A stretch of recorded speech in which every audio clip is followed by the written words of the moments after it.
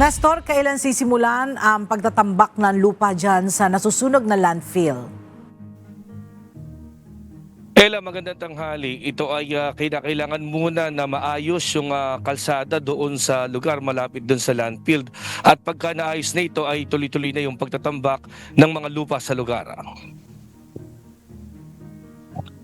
Nagtungo na sa Nabotas Sanitary Landfill si DPWH Secretary Vince Tison kasama si Nabotas Mayor John Ray Chanco at Obando Mayor Leonardo Ding Baleda at sangay ng Bureau of Fire Protection para bisitahin at magawa ng paraan na masolusyonan ang nasunog na landfill sa Nabotas.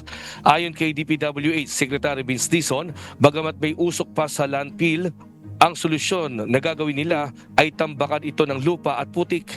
Kailangan lang nila na maayos na ang daan sa lugar upang makarating ang mga heavy equipment na gagamitin sa pagtatambak.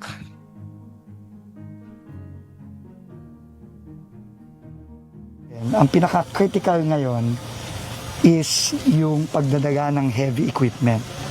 No, kasi ngayon na kahit papaano na control na ni Mayor John Ray ang sunog, kailangan talagang tuloy-tuloy na nating papatayin. Pero ang only way para gawin yon is tatambakan natin ng lupa at saka ng putik yung affected area, which is roughly siguro kulang-kulang na 30 hectares yan. Yeah. No, dito sa 40 hectare landfill area. No, malaki-laki yun. No? So mga dump truck, mga bulldozer, kailangan yan ipapadaga natin ng mabilis tsaka marami. Ayon naman kay Obando Mayor Leonardo Ding Baleda, nagkausap na sila ni Nabotas Mayor John Ray Chanco na gawin ang kalsada papuntang landfill upang mapabilis ang pagtatambak sa nasunog na basura. Matatandang April 11, araw ng Sabado, nang masunog ang Nabotas Sanitary Landfill kung saan umabot sa 115 pamilya o 351 na individual ang nagsilikas mula sa isla ng Barangay Salambao at binuwangan sa Obando. Na ngayon, at evacuation center pa rin sa Obando National High School. Paalala naman ng alkalde ng Obando na magsuot palagi ng face mask bilang proteksyon at sa mga maaaring makaramdam ng sakit gaya ng ubo at iba pang karamdaman ay maasistehan ng LGUs at ng Obando.